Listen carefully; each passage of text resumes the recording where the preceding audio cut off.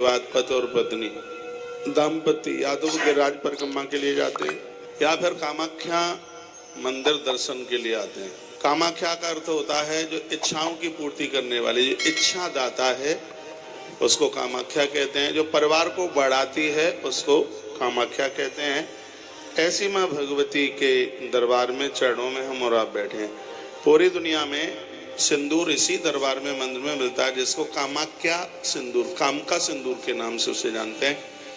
और इस सिंदूर को लेते समय देवियां 108 बार माता के नाम का जप करती हैं और यह है सिंदूर विवाहित स्त्रियां ही इसको लेती हैं और वो इसको अपने काम में लेती हैं। जैसा कि वर्णन है कि ये देवियां सिंदूर को जब भाल में लगाती हैं तो उनका जो पति है वह कहीं भटक नहीं सकता, पराई नारी के साथ नहीं जुड़ सकता। ये इस सिंदूर की बहुत बड़ी महिमा है। ना पता हो तो ये मैं आपको बता रहा हूँ। जो पूरी दुनिया में क्या पूरे ब्रह्मांड में यह सिंदूर माता कामाख्या देवी की ही कृपा से और इसी क्षेत्र में मिलता है, इस नीलगिरी पर मिलता है जहाँ माँ का ये परिक्षेत्र है, यही मिलता है। बातें तो मैं बहुत बोलता हूँ, सुबह मेरा प्रवचन उधर माता के भव्य दरबार के लिए होता है। इसको कामाख्या मंदिर क्यों बोलते हैं? भगवान शंकर की प्रेरणा से कामदेव ने विश्वकर्मा के लिए तप किया और विश्वकर्मा जी प्रकट हुए और उन्होंने कहा बोलिए। तो उन्होंने कहा भगवती देवी जगदम्बा के लिए यहाँ पर एक दिव्य मंदिर का निर्माण हो। अनादि काल में जो ये मंदिर 1600 ईस्वी में फिर ये द्वारा बना।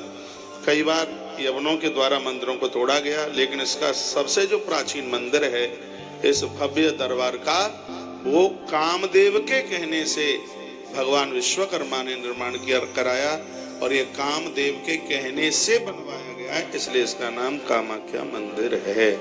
इस मंदिर की बहुत बड़ी महिमा है।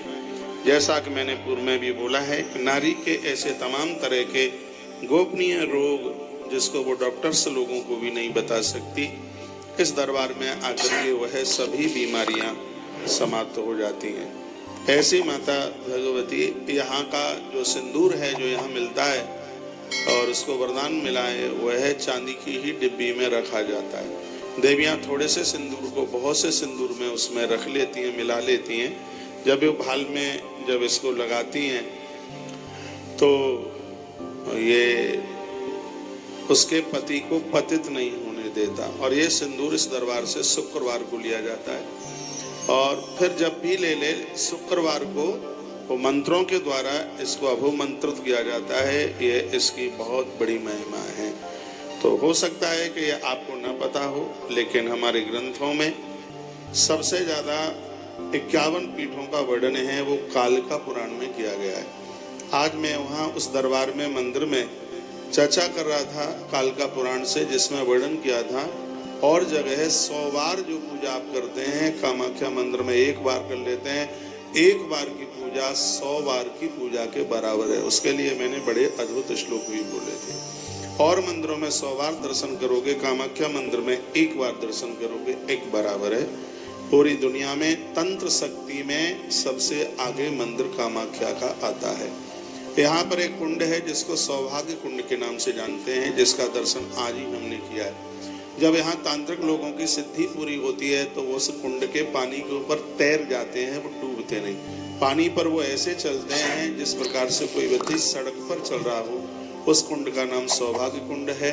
यहाँ के कुंड का जल है माताएं अपने भाल के ऊपर जहाँ मांग भरती हैं उस जगह पर लगाती हैं, जिससे पति की उम्र बढ़ती है, आयु बढ़ती है। यहाँ के लोगों को तो मुझसे भी ज़्यादा पता होगा, लेकिन जो हमें दूरदर्शन के माध्यम से, टेलीविज़न के माध्यम से सुन पा रहे हैं, उनके लिए बहुत बड़ी अद्भुत बात है। पूरी दुनिया में मंदिर बने हुए हैं, लेकिन जो कामाख्या का गुम्मट है, ऐसा गुम्मट कहीं दूसरी जगह देखने को नहीं मिलता। ये इतना अद्भुत, इतना विशालकाय और इसकी बनावट कुछ दूसरे हिसाब की है, क्योंकि इसके रचयिता, इसके निर्माणकर्ता स्वयं भगवान श्री विश्वकर्मा जी हैं और यह मंदिर कामदेव की तपस्या के द्वारा यह बना हुआ है। माँ भगवती जगदम्बा की 51 पीठों में से माता का योनि अंग है वो यहाँ पर आकर के वो गिरा हुआ है और पूरी सृष्टि का निर्माण ऐसा बताते हैं कि गुवाहाटी की कामाख्या मंदिर के द्वारा, इस माँ भवानी के द्वारा पूरी सृष्टि का सृजन होता है। विधाता ब्रह्मा भी सृष्टि के सृजन के लिए माँ कामाख्या का वंदन करते हैं, प्रणाम करते हैं। यही देवी ब्रह्माणी बन करके जगत का सृजन, और यही लक्ष्मी बन करके पालन, और यही काली बन करके इस दुनिया का उद्धार करती है। मनुष्य जीवन प्राप्त करके जो कामाख्या नहीं आए उनका जीवन ही अधूरा है। और ये मैं बहुत विश्वास के साथ कह रहा हूँ, इस दरबार में जिस मनौती को मान लिया जावे वही पूरी हो जाएगी।